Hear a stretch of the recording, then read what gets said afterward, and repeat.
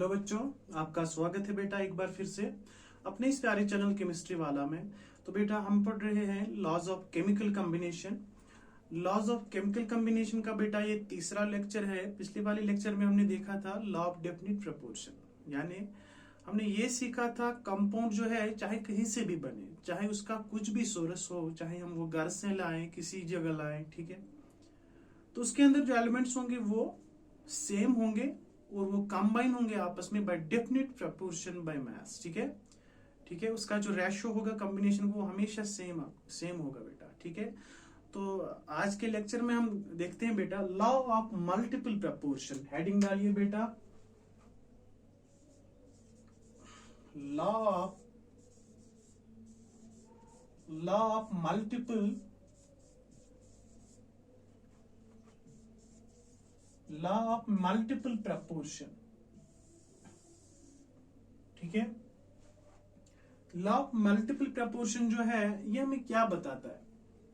Law of multiple proportion जो है हमें ये बताता है जब दो एलिमेंट्स, ठीक है, जब दो एलिमेंट्स आपस में कंबाइन हो जाएंगे और वो एक से ज्यादा कंपाउंड बनाएंगे। ठीक है, मैं क्या कह रहा हूं, ये लॉ हमें ये बताता है जब दो एलिमेंट्स कंबाइन होके एक से ज्यादा कंपाउंड बनाएंगे, उस कंपाउंड में जो डिफरेंट मास वाला एलिमेंट होगा, उस कंपाउंड में जो डिफरेंट मास वाला एलिमेंट होगा वो कंबाइन होगा फिक्स मास वाले एलिमेंट के साथ इन ए सिंपल रेशियो। मैं क्या कह रहा हूं, दोबारा रिपीट कर रहा हूं। ये लॉ हमें कहता है जब दो elements combine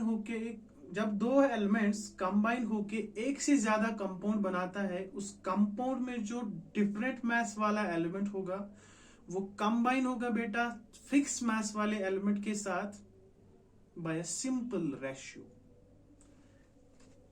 according to this law,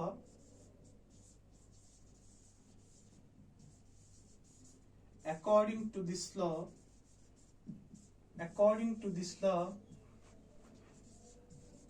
when two elements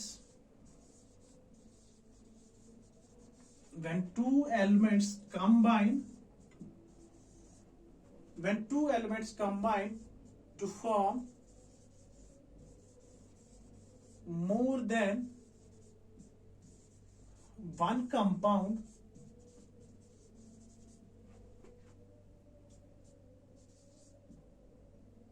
the element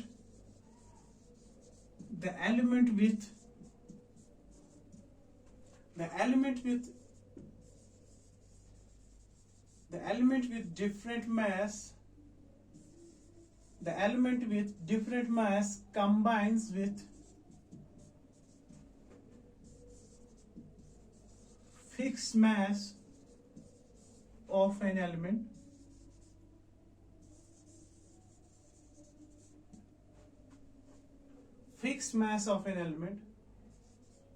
in a simple ratio।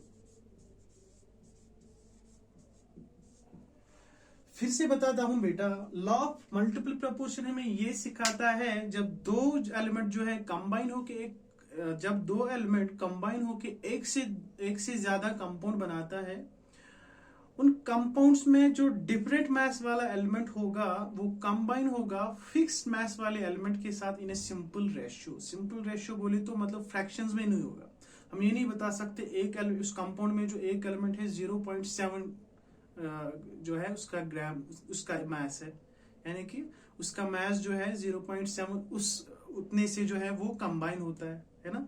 ऐसा रेशियो कभी नहीं निकलेगा इन ए सिंपल रेशियो, लाइक 1:2, 2:4, ठीक है, 3:2, ठीक है, 3:2 यानी 5 में से जो है 2 गुना कंबाइन हो रहा है, या कार्बन के साथ ऑक्सीजन अगर कंबाइन हो रहा है 3 गुना कार्बन के साथ 5 में से, ठीक है, कार्बन मोनोऑक्साइड बनाने के लिए, कार्बन डाइऑक्साइड बनाने के लिए। ठीक है, कहने का मतलब है, फिर से रिपीट कर रहा हूं बेटा एक बार, क्या है law of multiple proportion?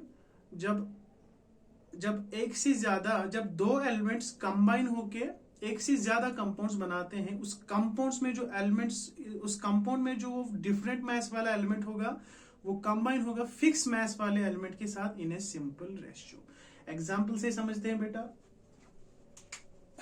For example बेटा, कार्बन प्लस ऑक्सीजन।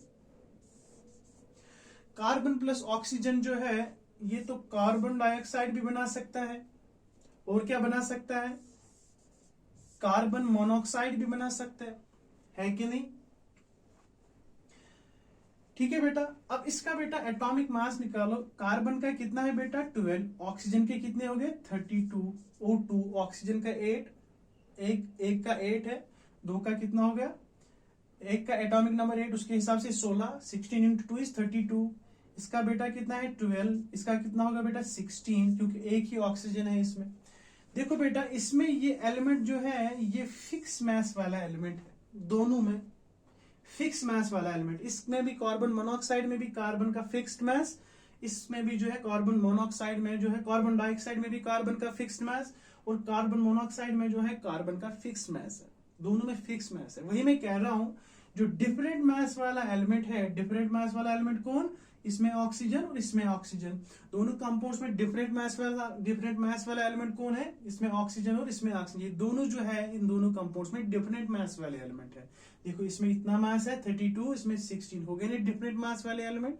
ये किससे कंबाइन हो रहे हैं, फिक्स मास वाले एलिमेंट के साथ। देखो फिक्स 12 फिक्स सेम है ना, तो डिफरेंट मास वाले एलिमेंट्स जो है फिक्स मास वाले एलिमेंट के साथ कंबाइन होते हैं in a fixed ratio, in a simple ratio. देखो कैसे सिंपल रेशियो निकलता है कि नहीं निकलता है, कैसे करेंगे हम देखेंगे बेटा। इस ऑक्सीजन और इस ऑक्सीजन का रेशियो देखते हैं, रेशियो क्या निकलता है 32:16, it is 60 ones are 16, 16 twos are, it will become 2:1। Ratio क्या निकला बेटा, इस ऑक्सीजन का और इस ऑक्सीजन का डिफरेंट मास वाले एलिमेंट का 2:1। इसका ये मतलब है तीन में से, इसका ये मतलब है बेटा, देखो इसका क्या मतलब है 2:1 रेशियो निकलने का क्या मतलब है, इसका ये मतलब है 2 किसका है, कार्बन डाइऑक्साइड के ऑक्सीजन का, 2 किसका निकला बेटा, कार्बन डाइऑक्साइड में जो है ऑक्सीजन उसी का, 1 किसका निकला बेटा, कार्बन मोनोऑक्साइड में जो है उसका 1। ठीक है, इसका ये मतलब है 2:1 निकलने का ये मतलब है बेटा कार्बन डाइऑक्साइड में ऑक्सीजन का जितना मास होगा कार्बन के साथ कंबाइन होने में ताकि कार्बन डाइऑक्साइड बन जाए, उसी का आधा मास होगा ऑक्सीजन का कार्बन मोनोऑक्साइड में, ताकि वो कार्बन के साथ कंबाइन हो। देखो दोबारा बताता हूं, 2:1 का ये मतलब है बेटा 2:1 निकलने का ये मतलब है बेटा कार्बन मोनोऑक्साइड में जो ऑक्सीजन का मास होगा, ठीक है, कार्बन मोनोऑक्साइड में जो ऑक्सीजन का मास होगा कार्बन के साथ कंबाइन होने में ताकि कार्बन मोनोऑक्साइड बन जाए, उसी का जो है दुगना मास होगा ऑक्सीजन का, उसी का दुगना मास होगा कार्बन डाइऑक्साइड में ऑक्सीजन का कार्बन डाइऑक्साइड बनाने के लिए। इन सिंपल लैंग्वेज, सरल भाषा में एक बार फिर कहता हूं, 2:1 निकलने का ये मतलब है कि कार्बन डाइऑक्साइड में ऑक्सीजन का दुगना मास होगा ताकि कार्बन डाइऑक्साइड बन जाए, और कार्बन 1 निकलने का ये मतलब है कार्बन मोनोऑक्साइड का ऑक्सीजन, और कार्बन मोनोऑक्साइड में ऑक्सीजन का जो है आधा मास ही होगा, किससे, इस ऑक्सीजन से आधा ही मास होगा इस ऑक्सीजन का, क्या बनाने के लिए, कार्बन मोनोऑक्साइड बनाने के लिए। यानी कि कार्बन डाइऑक्साइड बनाने के लिए कितना मास होना चाहिए ऑक्सीजन का, 3 में से दुगना, इससे दुगना, इस ऑक्सीजन से दुगना मास होना चाहिए इस ऑक्सीजन का, क्या बनाने के लिए, कार्बन डाइऑक्साइड बनाने के लिए। इस कार्बन मोनोऑक्साइड में ऑक्सीजन का कितना मास होना चाहिए ताकि कार्बन मोनोऑक्साइड बन जाए, इससे आधा होना चाहिए। इसमें कितना होना चाहिए ऑक्सीजन का मास ताकि कार्बन डाइऑक्साइड बन जाए, उसका होना चाहिए 3 में से 2 हिस्से, यानी कि दुगना, इससे दुगना होना चाहिए, इस ऑक्सीजन से दुगना होना चाहिए किसका मास, ऑक्सीजन का, किसमें, कार्बन डाइऑक्साइड में, ताकि कार्बन डाइऑक्साइड बन जाए। इसका होना चाहिए आधा ही मास, इसके मास से आधा ही मास होना चाहिए इस ऑक्सीजन का, ताकि कार्बन मोनोऑक्साइड बन जाए। ठीक है, this is the law of multiple proportion. ठीक है, इसमें और एक एग्जांपल देखते हैं ताकि आपको समझ आ जाए।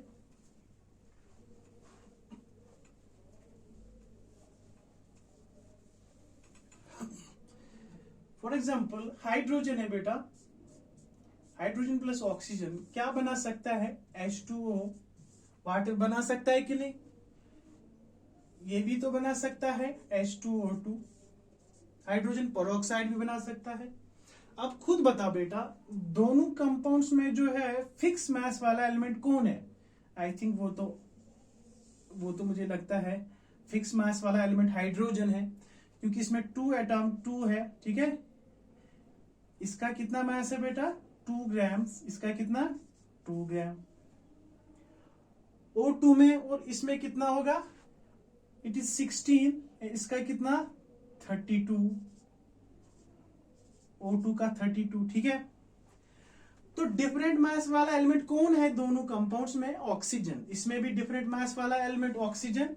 इस H2O2 हाइड्रोजन पेरोक्साइड में भी डिफरेंट मास वाला एलिमेंट कौन है? ऑक्सीजन, ठीक है। रेशियो निकालते हैं दोनों कंपाउंड्स में किसका? डिफरेंट मास वाला एलिमेंट का, यानी कि ऑक्सीजन का। 16:32। 16 1 are 60, 16 1 are 16, 16 2s are 32, 1:2। इसका क्या मतलब है? ये 1 किसका है बेटा? ये 1 है रेशियो ऑक्सीजन का, किसमें? वाटर में। 2 किसका है रेशियो? इस ऑक्सीजन का, किसमें? H2O2 में। तो क्या इससे हमें क्या पता चला? इससे हमें यह पता चला बेटा, ऑक्सीजन का जितना मास होगा वाटर में, ऑक्सीजन का जितना मास होगा वाटर बनाने के लिए, उसका दुगना मास होगा इस ऑक्सीजन का H2O2 बनाने के लिए। फिर से बोल रहा हूं, 1:2 क्या होता है? इसका क्या मतलब है कि ऑक्सीजन का जितना मास होगा वाटर बनाने के लिए, उसका दुगना मास, यानी कि इस ऑक्सीजन का जितना मास होगा ये वाटर बनाने के लिए, उसी ऑक्सीजन का दुगना मास होगा ये H2O2 बनाने के लिए। यानी कि इसका जो है, इस ऑक्सीजन का दुगना मास होना चाहिए, इससे दुगना, यानी कि इस मास से दुगना, इस ऑक्सीजन से दुगना होना चाहिए इस ऑक्सीजन का मास, ताकि H2O2 बन जाए। इसका जो है, इसका आधा होना चाहिए। अगर हम इस तरीके से बताएं, ऑक्सीजन का जितना मास होगा H2O2 बनाने के लिए, इस ऑक्सीजन का इससे आधा ही मास होना चाहिए H2O बनाने के लिए, ठीक है बेटा। This is the law of multiple proportion. और एक एग्जांपल समझते हैं बेटा। देखो बेटा, ये एग्जांपल जो है थोड़ी सी डिफरेंट है। N+O, नाइट्रोजन और ऑक्सीजन क्या बनाएगा बेटा? नाइट्रस ऑक्साइड बना सकता है। This is nitrous oxide. अच्छा, NO, this is nitric oxide, nitric oxide भी बना सकता है।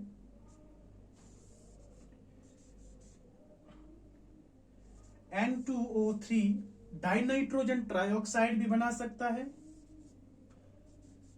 NO2 बना सकता है, नाइट्रोजन डाइऑक्साइड भी बना सकता है बेटा। और डाइनाइट्रोजन पेंटॉक्साइड भी बना सकता है कि नहीं?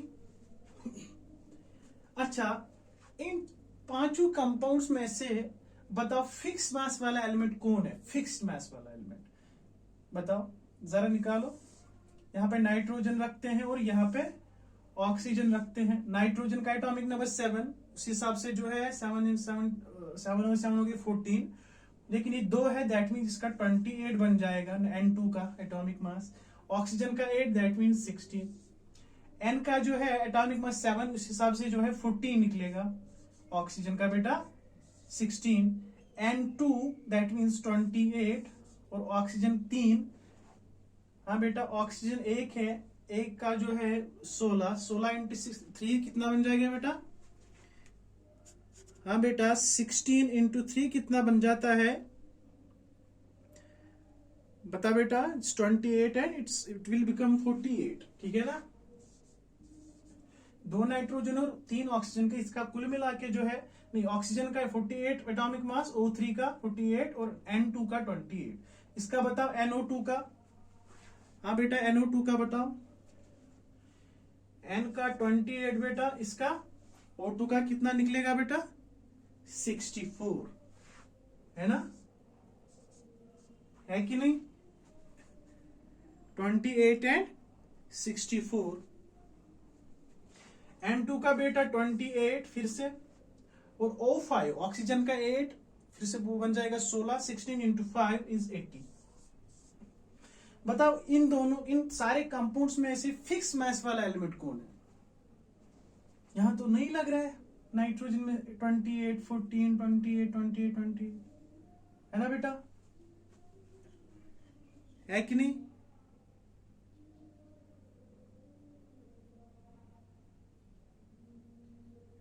हाँ बेटा बताओ। यहां पे क्या निकलेगा? इट्स 7, नाइट्रोजन का 7, 7 और 7 कितना हो गया बेटा? हाँ बेटा, नाइट्रोजन का एटॉमिक नंबर 7, 7 और 7 कितना होता है? हो गया ना 14। हाँ बेटा बताओ।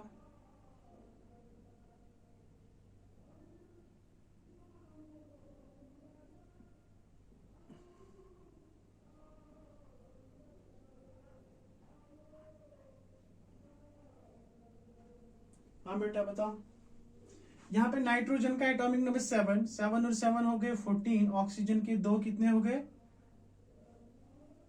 32, 32 और 14 कितने बनते हैं बेटा? 32 और 14 कितने बनते हैं? 32 एंड 14 वो कितने बनते हैं बेटा? हाँ देखो बेटा, हम क्या कर रहे हैं, ये नाइट्रोजन का कितना बन गया? नाइट्रोजन का 7, 7, 14, ओके। ऑक्सीजन का बेटा 32, हम गलत लिख रहे थे, ठीक है।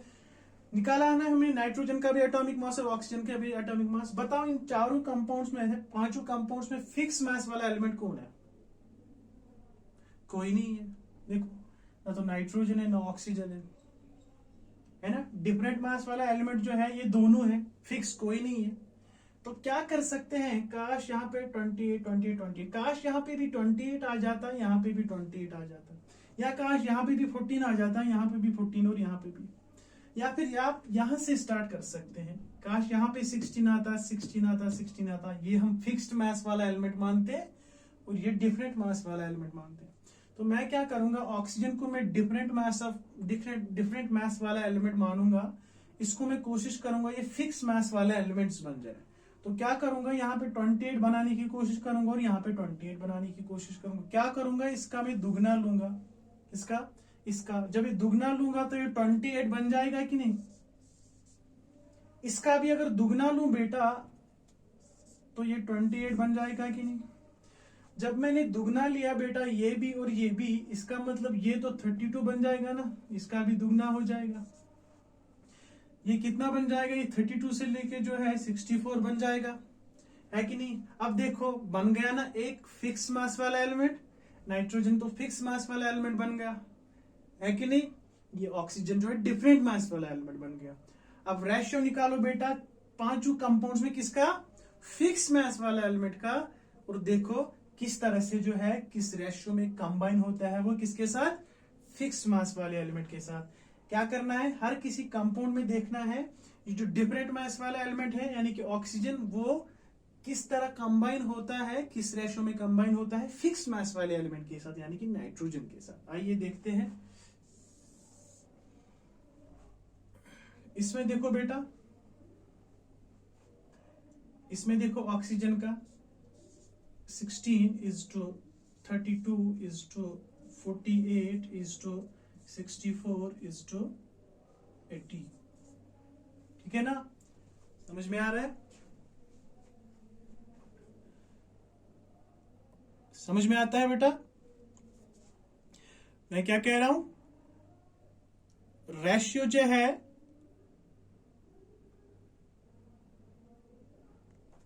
ठीक है बेटा, ऑक्सीजन जो है डिफरेंट मास वाला एलिमेंट जो है उसका रेशियो क्या निकल गया बेटा? 16 is to 32 is to 48 is to 64 is to 80। तो हम लिख सकते हैं 16 1s are 16, 2s are 3s are 4s are and 5s are। तो हम लिख सकते हैं बेटा 1 is to 2 is to 3 is to 4 is to 5। Oxygen जो है जो डिफरेंट मास वाला एलिमेंट्स इन पांचों कंपाउंड्स में होगा वो इस रेशियो में जो है वो इस रेशियो में कंबाइन होगा फिक्स मास वाले एलिमेंट के साथ। तो हम ये कह सकते हैं ना, ये जो पहला वाला कंपाउंड है अगर हम पहले वाले कंपाउंड और लास्ट वाले कंपाउंड को कंपेयर आपस में करें, ये रेशियो देखते हुए क्या कह सकते हैं, 5 में से बेटा इसमें जो ये ऑक्सीजन है वो 5 गुना उसका मास है, किसके साथ कंबाइन करने के लिए, नाइट्रोजन के साथ कंबाइन करने के लिए, क्या बनाने में, डाइनाइट्रोजन पेंटॉक्साइड बनाने के लिए। या ये मैं कह सकता हूं, हमने कौन कौन सा कंपेयर किया, N2 और N2O5, क्या निकला रेशो, पहले का 1 और लास्ट का 5। इसका ये मतलब है बेटा, इसका ये मतलब है 6 में से 5 गुना जो है ये ऑक्सीजन का मास होगा इसमें, यानी कि ऑक्सीजन का बेटा 5 गुना मास होगा N2O5 बनाने के लिए, और इसमें जो ऑक्सीजन का मास होगा 1 गुना होगा बेटा N2O बनाने के लिए। इस रेशो का यही मतलब है। 2 और 4 ये कंपेयर करते हैं, यानी ये और चौथा वाला, हम चौथा वाला, ठीक है बेटा, ये और ये कंपेयर करते हैं, यानी ये वाला और, ठीक है, ये वाला और ये वाला आप कंपेयर करेंगे। इसका रेशो कितना, 2 एंड इसका है बेटा 4, ठीक है, इसका है 2 एंड इसका 4। इसका ये मतलब है बेटा, ये जो डिफरेंट मास वाला एलिमेंट है उसका 2 गुना मास होगा NO बनाने के लिए, और इसका जो है ये डिफरेंट मास वाला एलिमेंट जो है इसका 4 गुना मास होगा क्या बनाने के लिए, NO2 बनाने के लिए। इसका यही मतलब है बेटा, ठीक है। तो ये था बेटा लॉ ऑफ मल्टीपल प्रपोर्शन बेटा, इसमें इतना ही है, ठीक है। आई होप कि आपको समझ आया होगा। लॉ ऑफ मल्टीपल प्रपोर्शन में बेटा इतना ही है बेटा, ठीक है। तो इसमें जो है 1-2 लॉ भी है वो हम आगे कर लेते हैं, हाल फिलहाल बेटा इतना ही। Thank you very much.